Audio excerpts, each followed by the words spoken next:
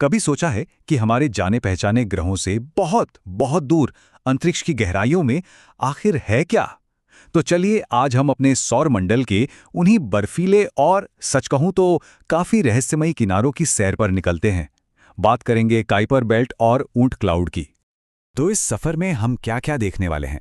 सबसे पहले हम ग्रहों की दुनिया से आगे निकलेंगे, फिर काइपर बेल्ट को समझेंगे, उसके बाद ऊंट क्लाउड की खोज करेंगे, फिर देखेंगे कि इन दोनों में आखिर फर्क क्या है और सबसे जरूरी बात, ये हमारे लिए इतने इंपॉर्टेंट क्यों हैं।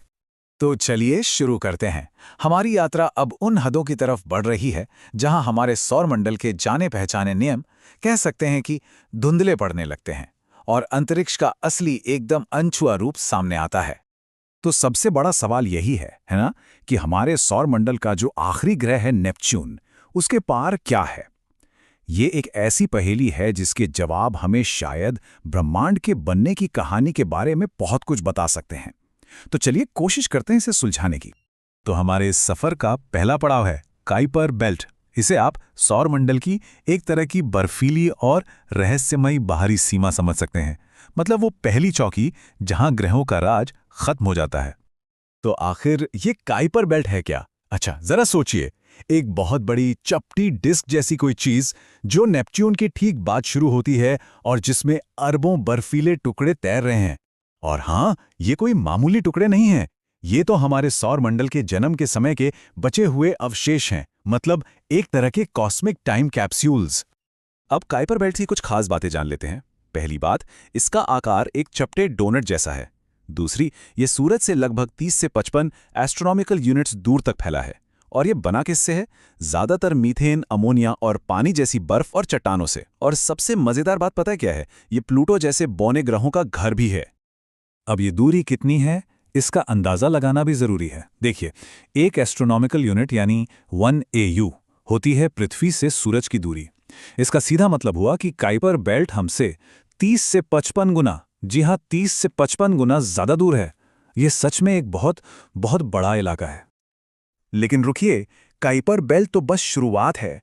इससे भी कई ज्यादा आगे हमारे पूरे सौर मंडल को चारों ओर से घेरे हुए है एक और भी बड़ा और रहस्यमयी इलाका, ऊंट क्लाउड। एक बहुत बड़ा बर्फीला गोला। हाँ, एक बात जाननी जरूरी है। ऊंट क्लाउड अभी भी एक थियरी है, मतलब इसे सीधे तौर पर किसी ने देखा नहीं है। वैज्ञानिकों का मानना है कि ये बर्फीले पिंडों का एक बहुत बड़ा गोलाकार खोल है जो हमारे पूरे सौरमंडल को एक बड़े से बुलबुले की तरह चारों तरफ से घेरे हुए हैं। ऊंट क्लाउड को एक बहुत बड़े बुलबुले जैसा समझिए। और ये कितना बड़ा है? माना जाता है कि ये सूरज से 2000 से लेकर 1 लाख एस्ट्रोनॉमिकल यूनिट्स तक फैला हो सकता है। अविश्वसनीय है ना? इसमें खरबों बर्फीले पिंड हैं। ये एक बहुत बड़ा खजाना है जो हमारे सौरमंडल की सबसे बाहरी और असली सीमा बनाता है। 1 लाख EU, जरा सोचिए ये दूरी कितनी ज्यादा है। इतनी ज्यादा कि ऊंट क्लाउड का बाहरी किनारा हमारे सबसे करीबी तारे प्रॉक्सिमा सेंटोरी तक के रास्ते का लगभग 1/4 हिस्सा कवर कर लेता है। ये सच में हमारी कल्पना से भी बहुत आगे की बात है। तो अब जब हमने इन दोनों रहस्यमय जगहों की सैर कर ली है, तो चलिए एक बार इनके बीच के फर्क को आमने सामने रखकर देखते हैं। इससे पूरी तस्वीर एकदम साफ हो जाएगी। तो अगर शॉर्ट में समझें तो काइपर बेल्ट एक डिस्क है और ऊंट क्लाउड एक गोला। काइपर बेल्ट काफी पास है, वहीं ऊंट क्लाउड बहुत बहुत ज्यादा दूर। काइपर बेल्ट को हम देख चुके हैं, 1992 में खोज लिया गया था, लेकिन ऊंट क्लाउड अभी भी एक थियोरी है। और हाँ, इनकी ऑर्बिट्स भी बिल्कुल अलग हैं। काइपर बेल्ट की चीजें ग्रहों के प्लेन में ही घूमती हैं, लेकिन ऊंट क्लाउड के पिंड किसी भी दिशा से आ सकते हैं। अच्छा, लेकिन एक सवाल उठता है, इन बर्फीले इतनी दूर के इलाकों से हमें क्या लेना देना? ये हमारे लिए इंपॉर्टेंट क्यों हैं? वेल, इसका जवाब रात के आसमान के सबसे खूबसूरत नज़ारों में से एक से जुड़ा है, और वो है धूमकेतु यानी कॉमेट्स। अगर बिल्कुल सीधे शब्दों में कहूं तो काइपर बेल्ट और ऊंट क्लाउड यही वो जगह हैं जहां से धूमकेतु पैदा होते हैं। ये कॉमेट्स की जन्मभूमि है। और मजे की बात यह है कि दोनों जगहों से आने वाले कॉमेट्स भी अलग अलग तरह के होते हैं। काइपर बेल्ट से आते हैं शॉर्ट पीरियड कॉमेट्स, मतलब वो जो सूरज का एक चक्कर 200 साल से कम में पूरा कर लेते हैं। वहीं दूसरी तरफ ऊंट क्लाउड से आते हैं लॉन्ग पीरियड कॉमेट्स, जिन्हें एक चक्कर पूरा करने में हजारों साल लग जाते हैं।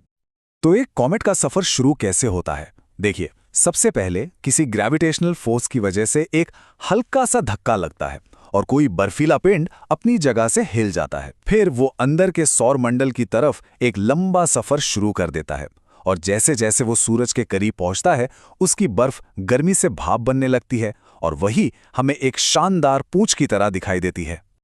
तो हमने ये तो जान लिया कि ये बर्फीले इलाके कॉमेट्स का घर हैं, लेकिन ये एक और बड़ा सवाल खड़ा करता है ना, कि इन दूर दराज के कोनों में जहां ऐसा लगता है कि वक्त लगभग थम सा गया है, हमारे सौरमंडल के बनने के और कौन-कौन से गहरे राज छिपे हुए हैं जो बस इस इंतजार में हैं कि कोई उन्हें आके खोज निकाले।